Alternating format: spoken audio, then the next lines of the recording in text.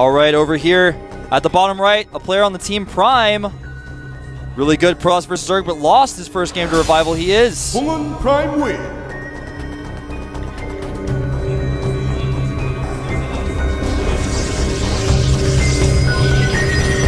And up here at the left, Revival, who showed us some awesome Roach aggression in that first game. TSA Revival. I think I accidentally said his name. Oops. Not a pro at my intros yet.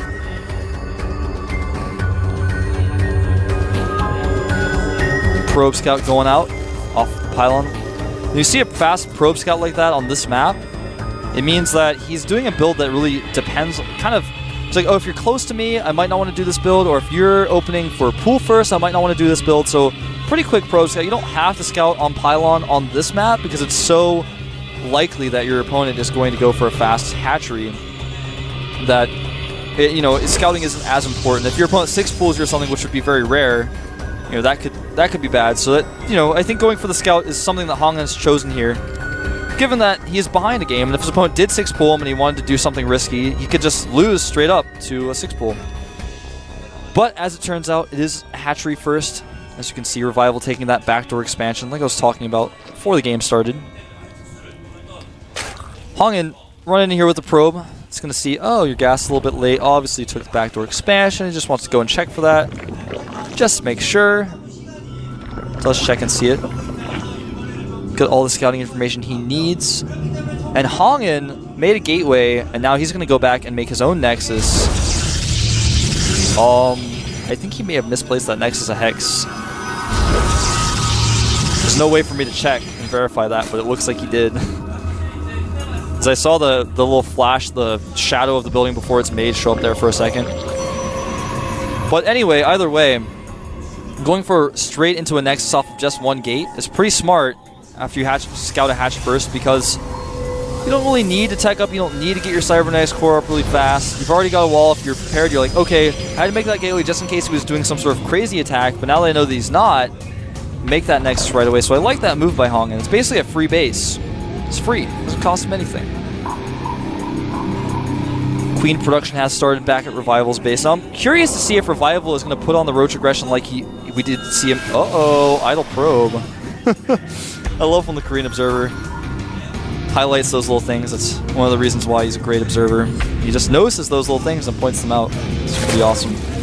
I'm wondering if we're going to see, though, from Revival, another all-out Roach aggression attack, because on this map, unless you put cans at the top of the ramp, I mean, it's really easy to break up the ramp with Roaches. The ramp is really wide. You can pick off structures there if you bring an Overlord. If you try to wall off your ramp fully to block the Roaches, you can't wall it off if you...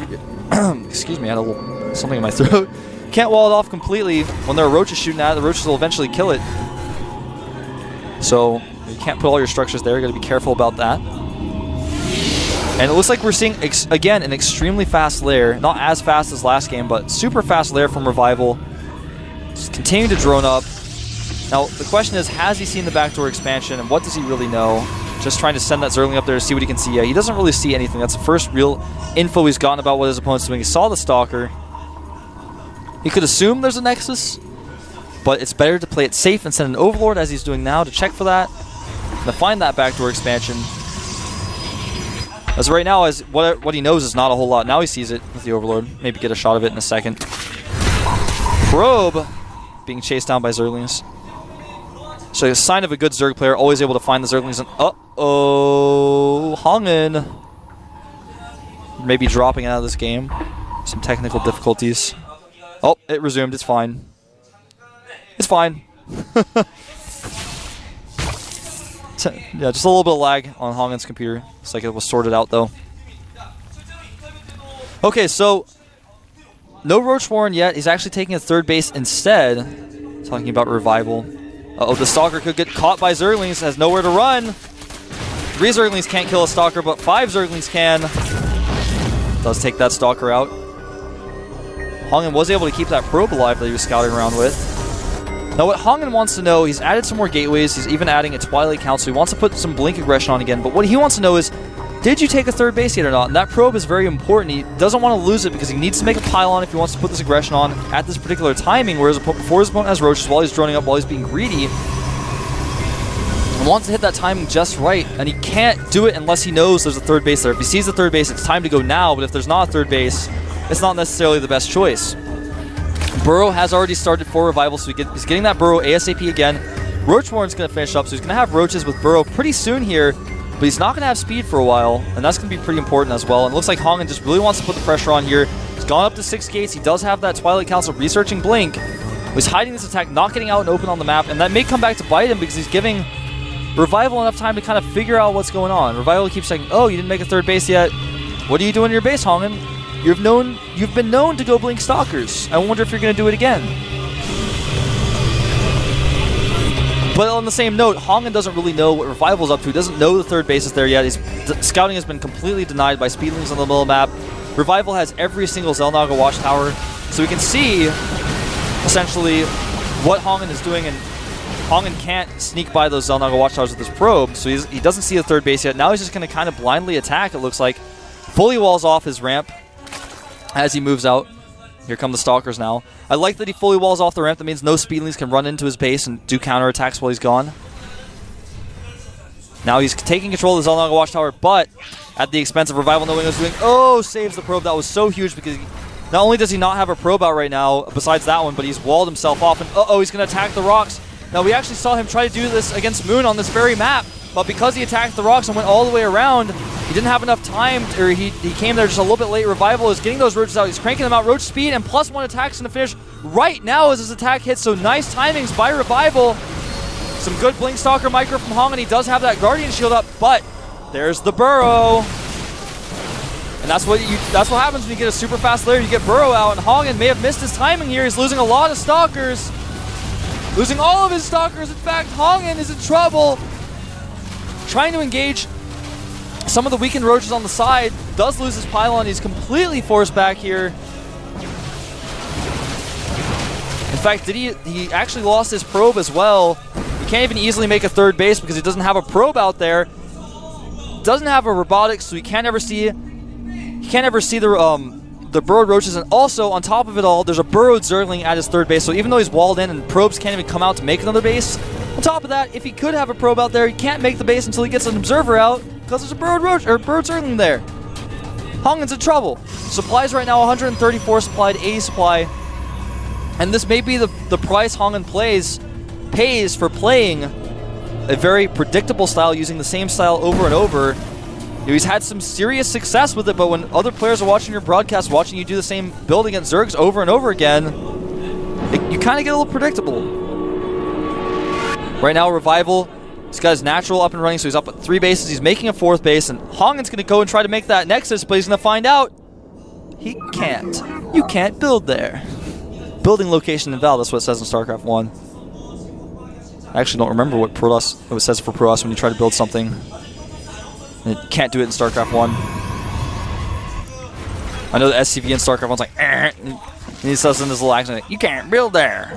All right, here comes another attack by Hongen. He does have a lot of Stalkers and Blink, but Revival has Burrow, and this attack isn't really going to be able to do a whole lot. In fact, he's even got Hydras in the mix now.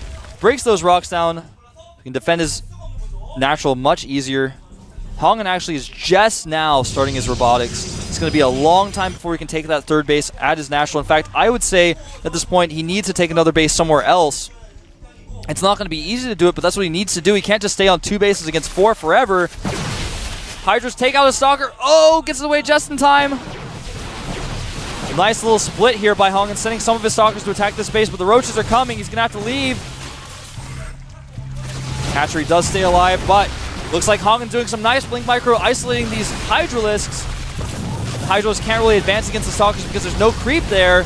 Nice move by Hongen, picking off some of these Hydras, but the fact of the matter is, he's got 9 more Hydras on the way. He's almost maxed out. Hongen just barely at 100 supply. Revival has +2 missile attacks. Hongen, no upgrades. He's in trouble. I can't stress that enough. In fact, there's Roaches attacking him at the front of his base while he's got his Stalkers out of position. It's looking like Hongen's going to be 2-0'd here pretty quick. I don't even know what he can pull out of his hat to win this one. Oh, his Stalker's on move command in the middle of the map. All of those Stalkers on move command. He lost about 8 or 9 Stalkers for no reason. Stalkers being pincered here. He lost all of those Stalkers. And a maxed out army. breaking down the rocks, knocking at the door, saying, "You are dead, Hongen. What are you going to do?" The Cybernetics Core is going to fall, and that means no more Stalkers. And without Stalkers, it's impossible to fight this type of army.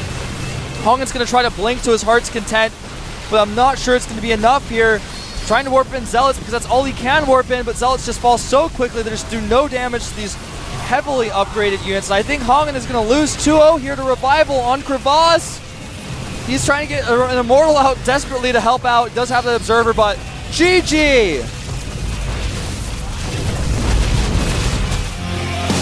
Revival showing us how to get a fast lair, get Burrow ASAP to hold Hongen's Blink Stalker attacks.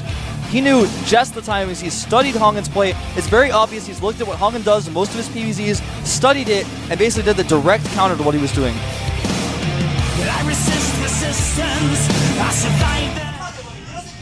Oh, I'm here on the camera already. I was like looking at the screen, closing things down. Hi guys. But seriously, I can't stress enough, Revival, those lairs were not at normal times. They were very fast. Audience giving him some claps, some high fives, and Gerard Prime, I see him in the audience. He's looking a little bit down, disappointed that Hongen lost. But that fast lair, fast burrow, that's how you hold that attack. And if you control your roaches properly, and your opponent, like Hongen, if you're playing against someone who likes to skip observers, likes to just hit with that fast Blink Stalker attack, and he doesn't have an observer, if you have burrow before he gets there, you just keep your roaches alive. You just keep making them and keep burrowing them. If he like tries to target down your hatchery, then you attack. And the second he starts attacking your roaches again, you just burrow down again. You just play a little dance, and there's really nothing Hongen can do. And he actually just had enough roaches to deal with it anyway. We're going to have an interview with the winner, TSL Revival. 살충제가 생각이 나는 날입니다. 자, 축하드립니다. 네, 기분이 굉장히 Congratulations, 좋으실 것 같아요. 현재 소감 Revival. 부탁드리겠습니다. Any words for the fans 잘 about the match? 된 것 같아서 굉장히 기쁘고요. 네. It turned out very nice. 그냥 That's all I really has to say. 아직도 긴장을 많이 하고 계신 것 같아요. 지금 네. 더 이기고 나서 더 떨어가지고 네. 네, 알겠습니다. 숨이 넘어가는 줄 알았어요. 자, Yeah, he said he's so excited he won. He's shaking a little bit, so that's why he's struggling to talk a little bit. 맞붙게 되는데 어떤 선수와 붙어도 만만치 않은 선수란 말이에요. 어떤 선수가 올라왔으면 합니까? 저는 개인적으로 네. Who do you want to 선수가 advance to 올라와서- play against? 예, 이정훈 선수와 붙고 싶다. 그 이유는요? 그냥 He wants MBC Marine King 때, to advance. 같은 동기 프로게이머였고 네. 그래서 아끼는 동생이어서 게임을 해보고 싶었어요. 네, 굉장히 많이. He's a close friend of mine, and so I really hope he advances. 차분차분하게 말씀하시면 되고요. 네, 그리고 지금 뭐 커뮤니티에 정말 잘생겼다 이런 얘기가 올라오고 있습니다. 굉장히 잘생기셨어요. 이 외모 관리는 In 어떻게 the community, people think that you're handsome. How do you respond to that? 네. Oh, how do you cater to that? 네, Revival, a man, a few 외모 words. 관리의 비밀은 나중에 물어보도록 하겠습니다. 앞으로 마지막 각오 부탁드리겠습니다. 지금 이제 Any last 16강에 words? 진출했는데 앞으로도 8강, 4강, 결승까지 쭉 이어서 열심히 하겠습니다. 네, 앞으로 좋은 모습 기대하겠습니다. He's glad he advanced. He hopes to make it to the semifinals, and he's going to try his best. 자, 오늘의 마지막 진출자를 만나 봤습니다. 이인환 캐스터 나와주세요. Well, that was a pretty interesting interview. Revival man, a few words, but did give us some insight. Didn't really tell us about his lair. I was kind of really interested to hear about that. Maybe I'll try to, if he speaks good enough English. I don't know. He's really shaken up by his win, I guess. Maybe try to sneak over there and ask him about it, because that was a super fast lair and really intelligent and creative play getting that super fast burrow. We've seen it before. It's not like we've never seen it before, but it was like really fast burrow, and it's almost designed to counter Hongen's build. So I really like that he planned that out and went for it. So it's been a great day of casting here at the GSL. I'm Wolf, the Lone Wolf. You can follow me on Twitter at FXOWolf. I'm a member of the team FX Open, and I gotta say, today's matches we've learned a lot. There's been some interesting games. The last game before that even was awesome with the mass mutas that we saw. Just some interesting new strategies from Zerg players. So Zerg players out there, I recommend you watch the VODs. Tell your Zerg friends to watch these VODs, because there were some pretty good games in a time of the game right now where a lot of Zerg players think that Protoss is overpowered. So we're going to look at some match results now. Now, Juke2 took out MVP Keen 2-1. Very surprising to some people, I would say, about that result. The best Foyu actually slammed Trickster down 2-0 with some great ghost play. Slayer's Min 2-0'd MVP Genius, just showing he was the better player there. And our final 2-0, TSL Revival took Hong and Prime out with a very well-executed and timed build that he planned very specifically. Can't harp on it enough.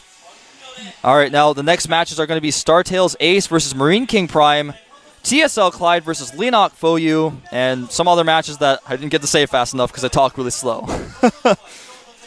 All right, guys, so it's been a pleasure casting here for you guys at the GSL. Alone, even. It hasn't been as stressful as I predicted it would be. It's actually a lot of fun, so I'm looking forward to it. I'll be here tomorrow. Actually, I'm not going to be here tomorrow. Am I going to be here tomorrow? I don't know. I'm not sure if I'm going to be casting tomorrow or not. I wish one of my producers would tell me so I don't feel like kind of awkward here on camera. But